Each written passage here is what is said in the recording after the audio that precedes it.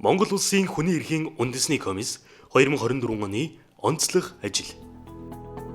Хүний эрхийн үндэсний комиссоос хүний эрхийг хангах үндэсний 2 дугаар хөтөлбөрийн төслийг 7 бүлэгтээ боловсруулж, улсын их хурал засгийн газарт хүргүүллээ.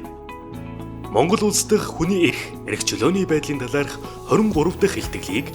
эрүүл аюулгүй орчинд амьдрах эрхийн хэрэгжилтийн асуудал,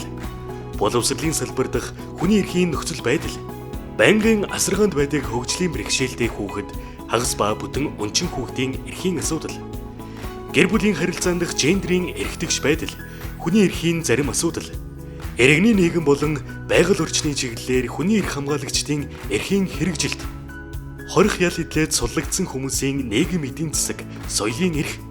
хөгжлийн бэрхшээлтэй хүний улс төрийн оролцооны асуудал сэдвийн хүрээнд боловсруулж танилцууллаа. Энэхүү илтгэлийг улсын хурлын чуулганаар хэлэлцэж 28 заалтайгаар 37 дугаар тогтоолыг бадалж засгийн газарт хэрэгжилтийг хангаж ажиллахыг даалгалаа. Монгол улс дахь хүний эрх чөлөөний нөхцөл байдлын талаарх 21-22 дахь илтгэлийг хэлэлцсэнтэй холбогдуулан авах арга хэмжээний тухай улсын их хурлын 2022 оны 49, 2023 оны 35 дугаар тогтоолын хэрэгжилтийн дүгнэх хэлэлцүүлгийг улсын их хурлын хууль зүйн байнгын хороотой хамтран үүрэг хүлээгч талуудыг оролцуулан зохион байгууллаа. Уг хэлэлцүүлгээр эрүүгийн хэрэг хянан шийдвэрлэх тухай хуульд оруулсан нэмэлт өөрчлөлт, ерөнхий боловсролын сургуулийн дотуур байрыг шинжлэхэд ахиц дэвшил гарч байгаа бол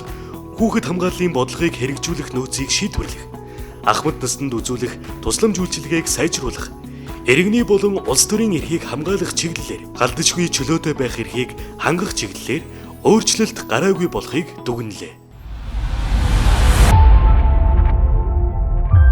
Монгол улсын хүний эрхийн үндэсний комисс 2024 оны онцлог ажил.